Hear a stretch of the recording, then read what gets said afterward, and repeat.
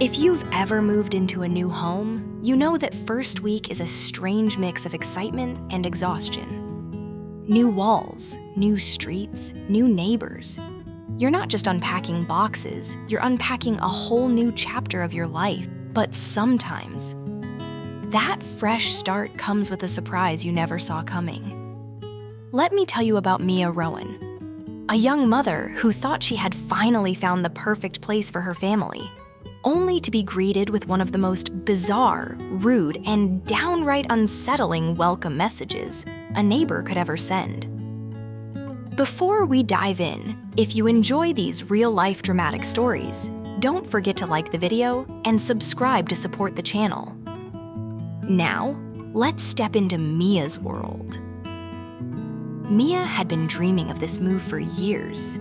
Their old apartment had been cramped, stuffy, and shared thin walls with a neighbor who blended herbs at 2 a.m., like he was running a smoothie shop from his bedroom. So when the chance finally came to buy a cozy little house on a quiet street in the town of Alderwick, she jumped on it. The house wasn't huge, just a neat brick home with a tiny garden and a narrow street lined with maple trees. But to her, it felt like paradise. Her kids were excited, her husband was thrilled, and Mia felt like she could breathe for the first time in months. But paradise didn't last long. It happened on the third morning in their new home. Mia was still surrounded by half-open boxes, mismatched mugs, and a mountain of laundry she hadn't even had the strength to look at. She was exhausted, but happy. She made coffee, glanced out the frosted bathroom window, admired the soft morning light, and thought to herself, this is it. This is our new beginning. But then, there it was, a piece of paper, folded, stuck awkwardly in the frame of the front door. Her stomach tightened before she even touched it. New homeowners get postcards, welcome muffins, maybe an awkward smile from across the street, not anonymous notes shoved into their door before sunrise. She pulled the paper out and unfolded it. The handwriting was jagged, crooked, and written like someone had been in a hurry, or just very angry. Get blinds for your bathroom. We don't want to see you doing your business. Mia read it twice, then a third time. It still felt unreal. Her cheeks flushed with heat, though she couldn't tell if it was embarrassment or anger. Probably both. She didn't even know these people. And this was how they introduced themselves? She walked inside, closed the door softly, much calmer than she felt, and leaned against it. Her husband, Mark, noticed the expression on her face immediately. "What's wrong?" he asked. Mia handed him the note. Mark read it, blinked, then let out a long exhale. "You've got to be kidding me." But no, it wasn't a joke. The neighbors across the narrow street, a gray house with white shutters and a perfectly trimmed hedge, were outside that morning. Not waving, not smiling, not welcoming. Just staring, watching, judging. And the moment Mia realized they were probably the ones who wrote the note, a chill ran down her spine. "They could have knocked," she muttered. Or said something politely. I mean, who just writes this? Mark shook his head. "Some people are just miserable." But Mia couldn't shake the feeling of violation. The bathroom window was frosted, completely. And even if the light at night made outlines visible, it wasn't like she had been dancing in there. She had only been using the bathroom like any normal human being. Still, it bothered her. Not because she believed she'd done something wrong, but because the neighbors had decided to watch her house closely enough to notice. Closely enough to act offended. Closely enough to write a note like this instead of talking to her. That thought disturbed her more than anything else. She tried brushing it off.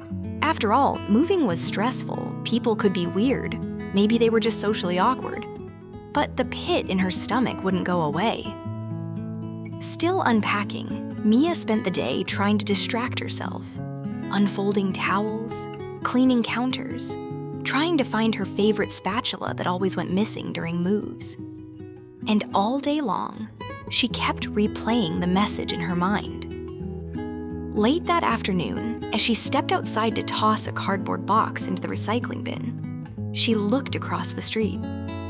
The gray house's curtains shifted. Just a little, just enough for her to know someone was watching. She froze. Her heart thudded. The curtains stilled. Then slowly, very slowly, it closed again. She swallowed hard and walked back inside. That night, after brushing her teeth, she stood in the bathroom staring at the frosted glass. In the dark, the window looked harmless, just muted shapes and shadows. How bad could it be? She whispered to herself. She turned on the light. The frosted glass glowed softly.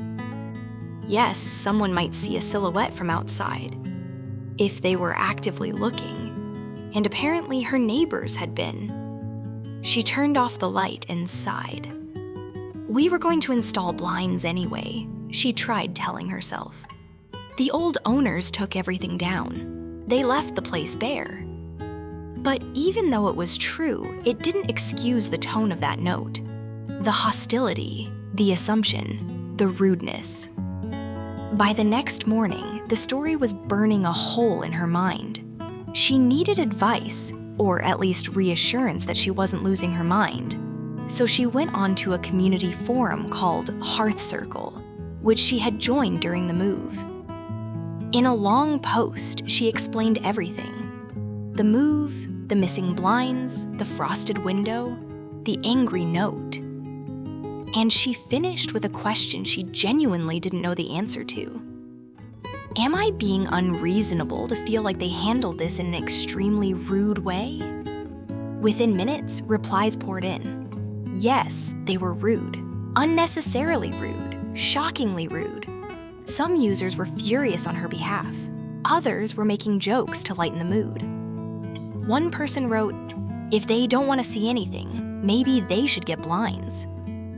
Another commenter added, "You just moved in. They could have welcomed you. Instead, they delivered a bathroom critique. Ignore them." Mia laughed for the first time since reading the note. A small laugh, but real. It felt like someone had finally opened a window to let fresh air in. But then came the comment that stuck with her the most. People like that don't stop at notes. Keep an eye on them, not the other way around. Her fingers froze above the keyboard. Was that true? Would this escalate? Were these neighbors the type who complained about everything? She didn't want to believe it. She hoped it wasn't true.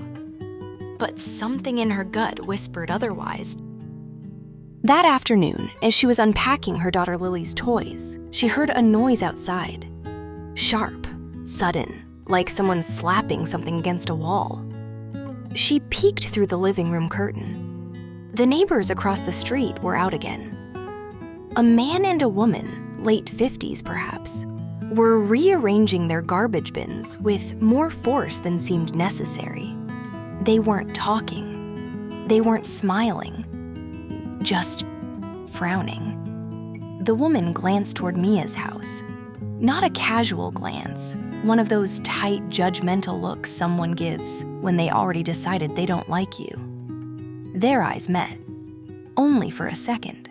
The neighbor quickly looked away as if Mia had done something wrong, simply by existing.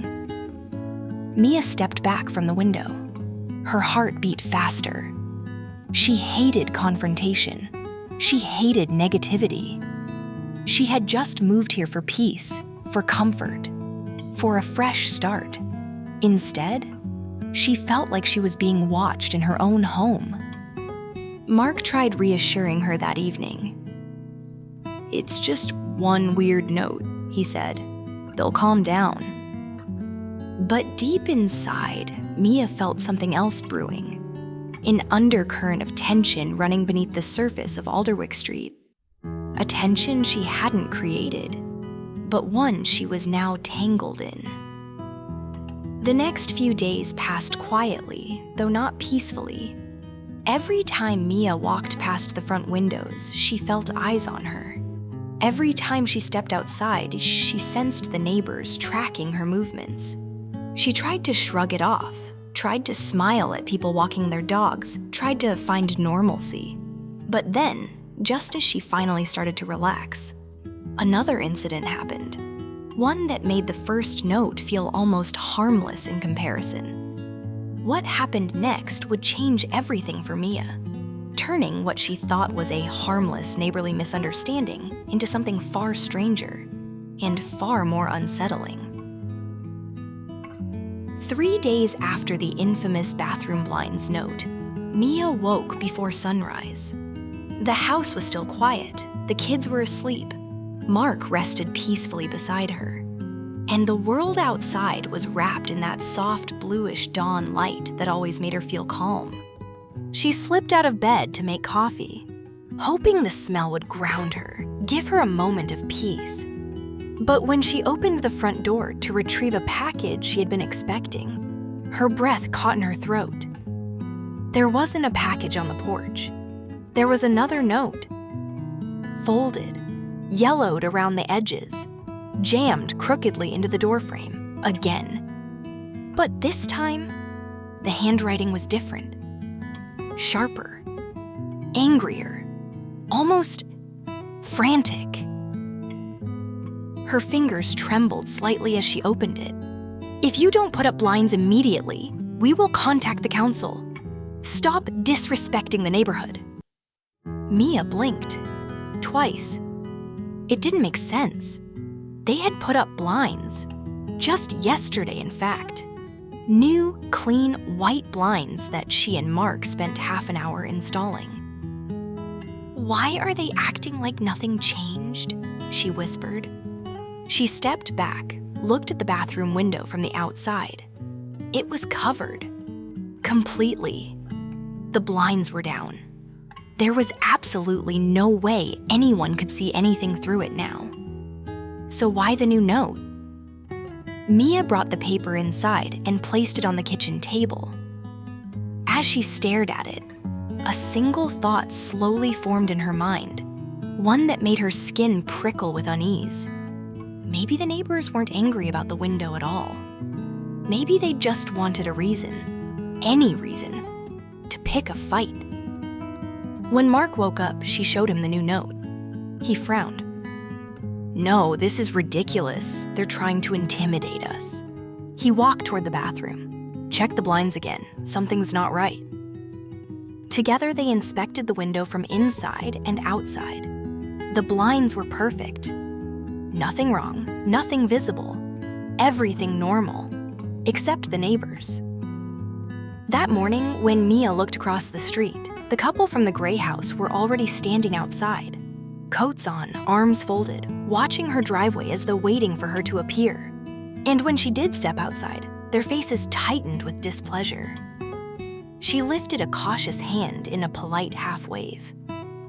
The woman turned away instantly. The man stared a few seconds longer, then followed his wife indoors. The door slammed. Mia felt her heartbeat in her ears. Why were they acting like enemies? They had never even spoken. They didn't know her. She had done nothing wrong. Was this some bizarre territorial behavior? Or something even more unsettling?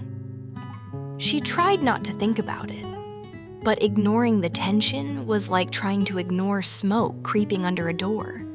You can pretend it's nothing, but eventually you have to face it. Later that afternoon, when she took out the trash, she froze mid-step. There was something new in front of her house. A small object, placed deliberately, right by the curb. She approached slowly. It was a pair of binoculars. Old, scratched, dusty. Left there as if someone wanted to send a message. Mark came outside when he heard her gasp. "What is it?" She silently pointed. He picked up the binoculars, examined them, then looked back at the neighbor's house. "They're messing with us," he said quietly, jaw clenched. "This isn't about blinds. This is harassment." Mia's chest tightened. "Should we talk to them?" "No," Mark replied. "Not like this."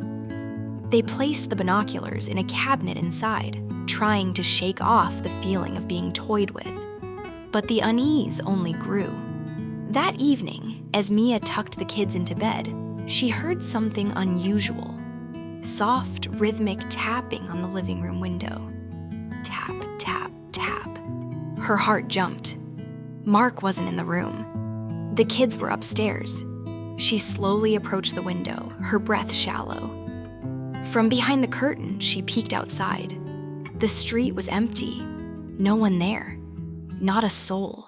But as she drew back from the glass, she noticed a faint smear on the outside of the window, like someone had pressed their fingers against it, just lightly enough to leave a mark. A silent message. A chill swept across her skin. She closed all the curtains that night, every single one. Mark tried to reassure her again, but Mia couldn't shake the feeling that the neighbors weren't just watching. They were waiting, observing, testing boundaries. But she resolved to stay strong. She wasn't going to let fear ruin her new home. The following morning, however, brought a twist she never expected. When she stepped outside to get some fresh air, a voice called out from behind her. "Excuse me!" Mia spun around. It wasn't the gray house couple. It was a woman she hadn't seen before. Short brown hair, glasses, holding a bag of groceries. "I'm from 3 houses down," the woman said gently. "I just wanted to check on you." Mia blinked. "Check on me?" The woman hesitated. "Have they bothered you yet?" Mia's blood ran cold. So it wasn't just her. It wasn't personal. It was a pattern. "Yes," Mia whispered. "They left notes. They've been watching. It's been unsettling." The neighbor sighed heavily. "That couple has run off 3 families before you. They complain about everything. They harass everyone. People have tried reporting them, but they're careful. Nothing ever sticks." Mia's heart dropped. A cold truth settled over her shoulders like a wet blanket. She and her family had walked straight into a storm they never saw coming. "But listen," the woman continued softly, "don't let them win. They thrive on scaring people. They're miserable, and misery needs company." Mia nodded slowly. "Thank you. Really." "You're not alone," the woman added before heading back to her house. For the first time, Mia felt a flicker of hope. Not safety, not peace, but hope, because now she understood the truth. This wasn't about windows. It wasn't about blinds. It wasn't even about privacy. It was about control, about intimidation, about neighbors who believed they could bully people into leaving. But Mia wasn't leaving. Not this time. That evening, she gathered her family in the living room and took a deep breath. "We're not letting them push us out," she said. "We're going to live our lives. We're going to be kind. And we're going to stand our ground." Mark squeezed her hand. The kids nodded, even if they didn't fully understand. And for the first time since moving in, Mia felt something warm in her chest. A spark of courage. But she had no idea that the worst, the scariest moment, the confrontation she feared most, was still coming. A moment that would force her to finally face the neighbors head on. And that story, that is for another day. If you enjoyed this dramatic tale, make sure to like the video to support the channel.